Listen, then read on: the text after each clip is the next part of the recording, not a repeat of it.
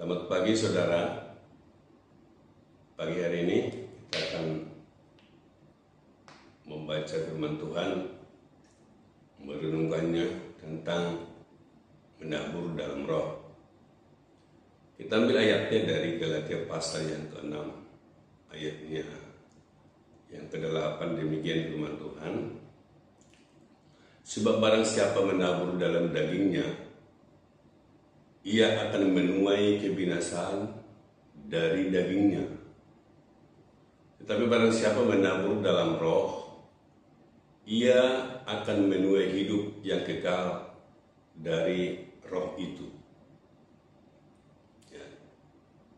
Nah, masih ingatkah saudara tentang hukum tabur tuai? Artinya apa yang saudara alami sekarang, baik itu hal-hal yang baik ataupun hal-hal yang buruk,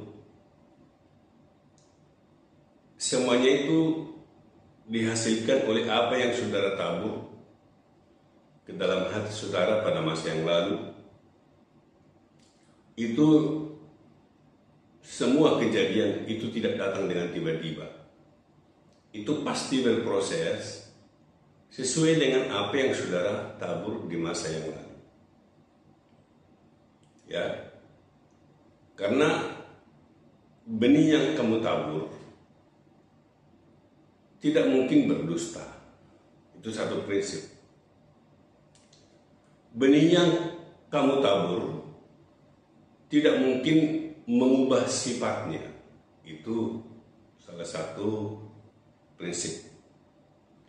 Dan kalau kamu menanam di tempat yang benar, pasti hasilnya juga baik dan benar. Dan sebaliknya, jika kamu tabur di tempat yang salah, maka hasilnya juga akan salah.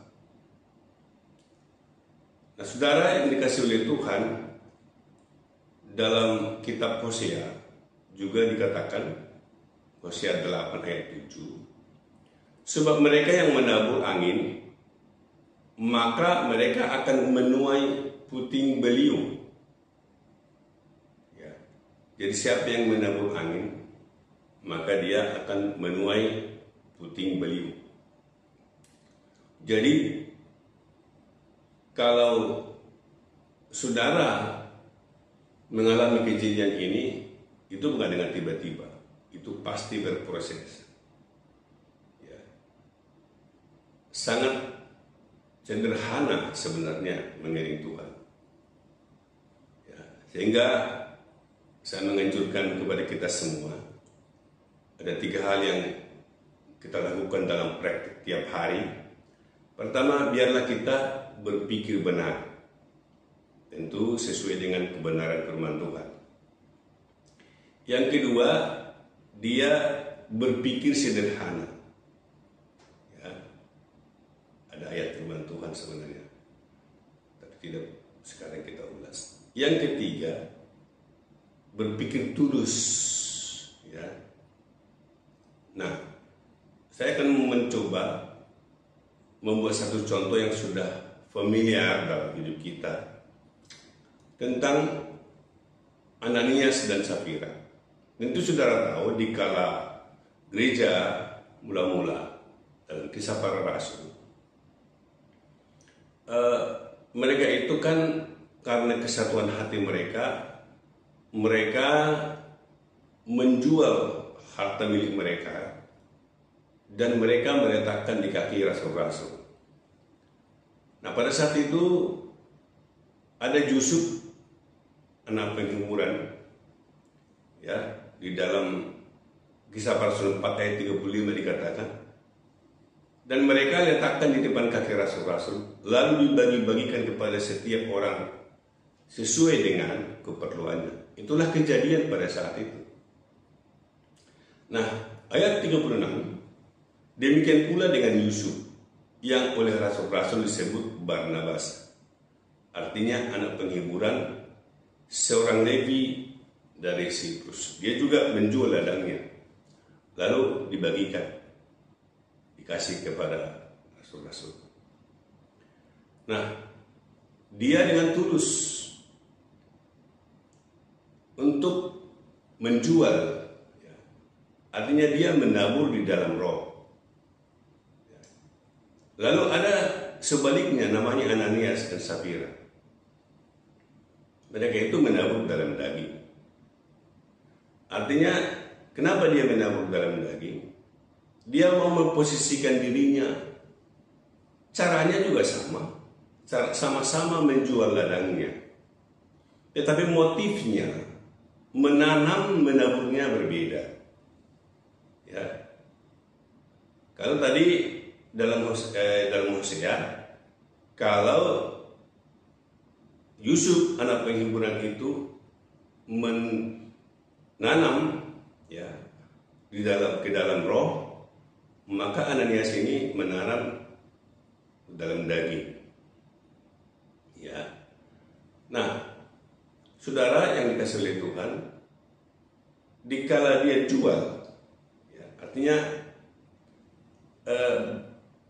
fisiknya sama, dia dijual, sama-sama menjual ladang, tetapi motifnya berbeda. Nah, kenapa saya katakan begitu? Firman Tuhan berkata begini, ya, ayat pasal yang kelima yang 4, selama tanah itu tidak dijual, bukankah itu tetap kepunyaanmu? Kata Petrus.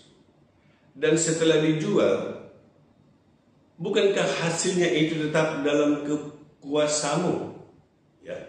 Jadi artinya, dikala dijual pun, sebelum dijual itu milik si Ananias.